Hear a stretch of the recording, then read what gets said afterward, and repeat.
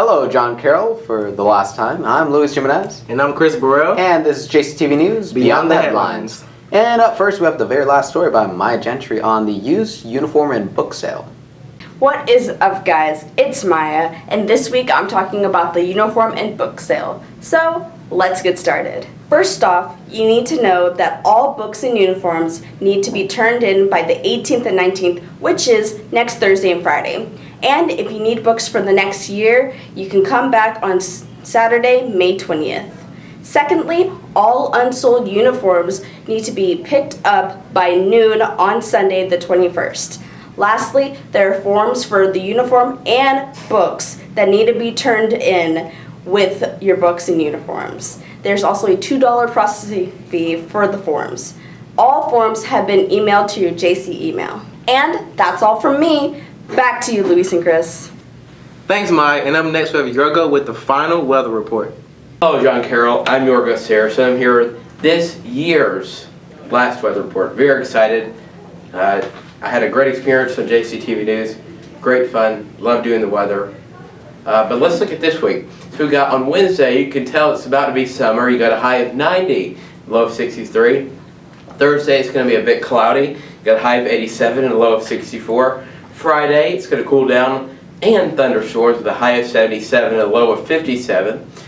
Saturday, just about the same, but no storms. The high of 77 and a low of 54. Sunday, it's going to warm up. You got a high of 84 and a low of 58. Monday, you got a high of 86, low of 61. Tuesday, you got a high of 88 and a low of 65. So I'm ready for summer. So now let's look at the actual forecast for the last time. As you can see, that rain coming in, it should be on by the weekend. Should be gone by our last week in school. And so that's it for me, forever. Back to you, Luis and Chris. Thanks, Hero, for the weather report. Up next, we have Joe King with the final Cavalier Sports Report. Thanks, Louise. This week I want to say good job to all the track athletes that won a medal this past weekend at the state track meet. I also want to say good job to the girls soccer team on your good season, and keep your head up for next year. This week I got a chance to sit down with Lexi Tony. She got chosen to play for the women's lacrosse team for the U.S. Here's what she had to say. I'm sitting here with Lexi Tony. She plays for John Carroll's lacrosse team, and she got chosen to play for the U.S. lacrosse team in Europe this summer. Hey, how you doing, Lexi? I'm good. How are you? All right, I'm good. When did you go to Europe? I go in the end of July, July 31st, and then I stay there for 9 days. So. When did you find out you were invited to play? It was earlier this year, like January, February, and my mom actually missed an email from the U.S. And a month later, they emailed us again, and they're like, "We still have a spot left if you want to join." So, Mom actually called the office, and they told me, and I just started going crazy. I ran down the stairs, and Miss Gertson was there, and I was like, "Miss Gertson, I'm going to Europe." So, wow, that's crazy, man. When did you start playing? I started playing in 6th grade. So. How long have you been playing? 4 years. Wow, that's crazy too. How was John Carroll's season this year? It was good. We didn't have that many people, but for what we did have, we did really well. Yeah, I was under the impression that y'all lost a lot of seniors last year. We lost 12 for sure. That's really good then. Do you have any scholarship offers right now? I do, but they're all D3 because D1 and D2 can't talk to me until my junior year. Mm-hmm. Just a lot of schools from Alabama and like Birmingham Southern, like they can't offer me a scholarship, but they're like, we can give you academics, but like Huntington College and some up north, just a little. I think, aren't y'all in the playoffs? John Carroll, who are your first opponent? It's either Hoover or Huntsville, and we're not sure yet. Well, good luck, and thank you. Okay, thank you. Well, there you have it. We have a student of ours represent us in Europe, and that's it. It's been an honor to do sports for JCTV. Until next time, back to you, Louise. Thanks, Joe King. And up next, we have our school president, Noah Smith. Thanks, guys. This is Noah. This week we have AP exams. That's our last one on Friday. Exams are going to start next week for everybody else, so good luck to you. Graduation is actually on the 21st of May, so make sure you pray for everybody that will be graduating and congratulate them before they walk across that stage. And this is the last report. I'm signing off. Thanks, guys. Hi. Are you tired of people making up laws to say you can't have guns? Well, you need a lightsaber. Your lightsaber can come in 2 different forms. Crossguard or standard. It even keeps things from being thrown at you. It's the hottest thing in the world. Ah! And if you're feeling really extreme, you can get 2 in order to have dual blade fencing. Get yours today by calling 1-800-LIGHTSABER. And we're back. And up next we have our final verse of the week that comes to us from the Holy Bible. Yes, and it comes from 1 Thessalonians chapter 5, verse 16 through 18, and it says, "Rejoice always, pray without ceasing. In all circumstances give thanks, for this is the will of God for you in Christ Jesus." And actually I think that's a great Bible verse for us seniors as we move on to college. You know, letting us know to just keep praying our lives and to keep praying.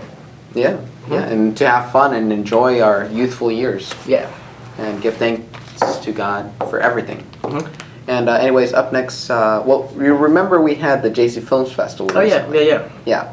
Well, Will is giving us a review on all 6 of those films. Oh, really? Yeah. Even my film? Yeah. Oh. So that should be interesting. So let's take a look at that. Thanks, guys. And this week I'll be reviewing the mini films showed at the JC Films Festival. On with our first film, which was Memories by Chris Burrell, which pretty much just showed Chris's memories through his time in the athletics program at John Carroll. It was a nice collage, not really a story, but it wasn't meant to be, and overall, for what it was, I'm going to give it a 7.5 out of 10. And on to our second film of the evening, which was Agent Johnson Mission of Fate, which ended up winning Best Original Screenplay and Best Actor. And this movie is perfection. Just everything about it is amazing. It is the epitome of all film. And I'm sorry, that was my ego rolling a bit there, as this was the movie that I directed, produced, wrote, edited, filmed, pretty much did everything for, except for play the main role, which was done by Sean Bella, who won Best Actor for his role as Sam Johnson, a charismatic spy who is a bit of a big mouth, doesn't exactly know when to stop talking, but that plays into his likability factor a lot. And it really seemed to go over well, as he did indeed, as I said, win Best Actor. And the movie does has its flaws. It's a little long. There were scenes that could have been shot a little bit better, could have been edited a little bit better. But overall, while I am biased to it, I think I'm going to give it a 9.5 out of 10. And then next up we had DePaul, Private Investigator, which won People's Best Picture, where the people who attended got to vote on their Best Picture, as well as Best Editing, as it had some CGI visual effects that none of the other films had, which was courtesy of the film's main editor, Ben Brooks. And DePaul Private Investigator was not, whereas Agent Johnson was one that was done in the style of the 80s, this one was not only done in the style of the 80s, but also set in the 80s. And it follows Francis DePaul, who is a private investigator for the police, as he tracks down a mystery for this man named Mr. Constantine, who has recently had an art piece of his stolen. It's a fairly decent, well done thing. Acting could be improved, but it did have Mike Lee in it, so I mean that's something above ours. But overall, I'm going to give DePaul Private Investigator a 7.8 out of 10. And then on to the fourth film of the night, which was Stay by Benjamin Gervais, which was a bit of a horror movie. And while I haven't said it on this news before, you've never seen me review a horror movie before because I hate the genre. It's just either too scary for me or too stupid for me. I just don't like it, and so I was really unaware of how I would feel going into Stay, but honestly I thought it was alright. Was handled very well with the script that Ben had and the cinematography, which is It won Best Cinematography at the Films Festival, and of course the acting was decent enough, and the overall story was very well put together. So I'm going to give Stay an 8.8 out of 10. And then the fifth film of the night was How to Get a PM, which was made by Maya Gentry and Andrew Brown.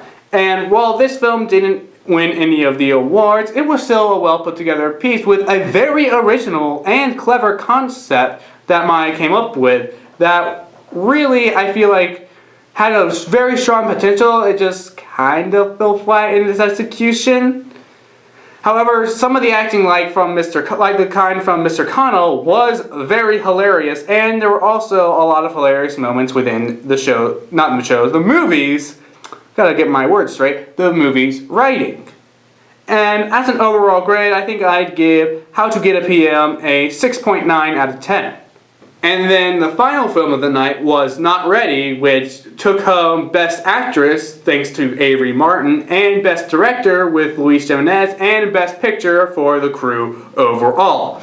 And this was a film that I also worked on, as I acted as Director of Photography and also one of the main editors and the main cameraman. And Not Ready was a piece that was really well done, as it was about a high school romance, and I'm pretty sure more than a few of us here at this school can relate to that. I can't. And it was one that really connected with the audience that was in the viewing center, and was very well written and very well directed, and I think was just overall a great piece. And I'm going to give Not Ready a 9.5 out of 10.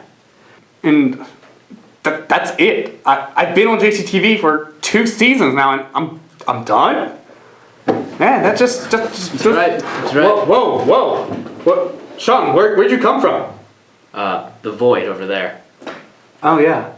What are you doing here? I'm replacing you. What? No, I need to send it off and give my good farewell. Goodbye, Junkyard. Whoa, wait. No. I'm sending it. No, goodbye, Junkyard. Goodbye. Back to you, Luis and Chris. Thanks, Sean, and good luck next year. And personally, Will, I think Memories deserve a 10 out of 10 done by yours truly. Actually, if you want to see Memories, you can actually check it out on Luis's YouTube and also everybody else's movie. And up next, we have Morgan with What's Trending. Hey JC, welcome back to What's Trending. What's Trending this week is AP Literature memes. The memes consisted of Mr. Pickle and Wood Pals. They were pretty funny, so let's check them out.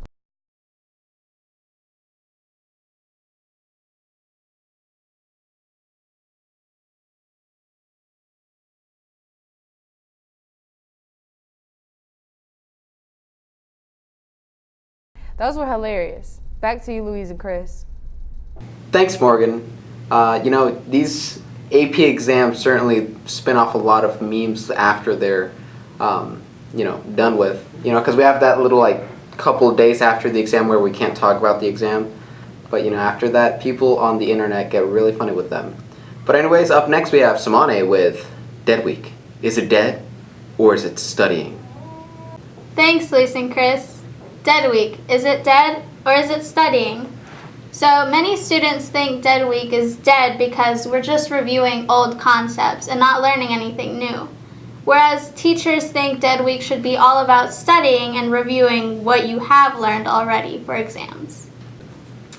In my opinion, Dead Week is about the studying though, because most students still have review guides to do. But there are some exceptions, the students who exempt, of course.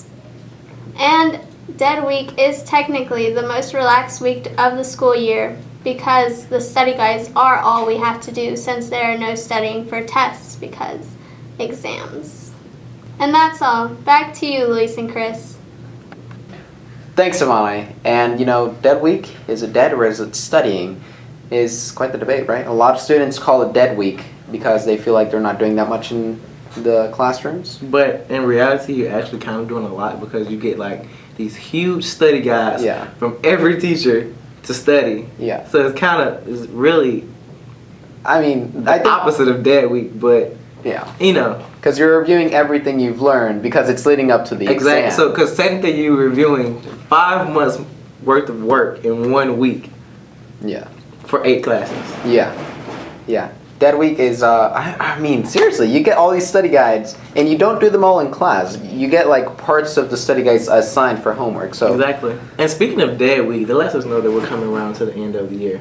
Yeah, I mean, after all, this is the last episode of Season 2 JCTV News. Yeah, and I want to say, this year has been great for me, because this is my first year in filmmaking ever, and, you know, I've had a lot of fun coming here every day, working on the events, being able to work with you. You know, this has been a really fun year, and I really enjoyed it.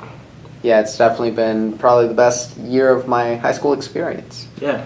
And, got to be producer this year. Yeah, I got to be producer, one of the proudest accomplishments, especially towards the beginning. I remember, funny story, we came in here the first day of class, and so everybody's in here, and Chris says, okay guys, I'm going to be the producer. But you see, I already knew that I was going to be the producer because when Coach Beck approved my application, she was like, okay, you're going to be the producer next year. So I knew I was going to be the producer. So Chris is like, okay guys, I'm going to be the producer. And I'm just like, what? I'm the producer. I still consider myself the self-appointed co-producer. So when he's not here, I'm the producer because I appointed myself producer, like I should have been from the start. Right. Yeah, but it's definitely been quite the journey. Yeah, working on this year round, and you know we got 30 episodes in here, one more than last year. And hopefully next year, Season 3, sticks with 30, right? Yeah. I think 30 is a nice number of episodes. And thank you to everybody else on our newscast from the first semester and second semester. Yeah, helping us out. You got Deja and Kyle. Oh, and Holly. And Holly, yeah. Yeah, that was a fun crew too. Yeah. They were definitely fun. You know, thanks to everybody that's been helping us here in the second half of Season 2. Yes. You know, Yorgo, Maya, Morgan, Joseph's been here with us the whole time. Will's been here since Season 1. Halfway through Season 1, he started doing the movie reviews. So he's definitely the veteran around here. Yeah. You know, we got what's her name? Samane. Yeah, Samane. Yeah. We just received a story from her. That was amazing. But yeah. You want a cough drop?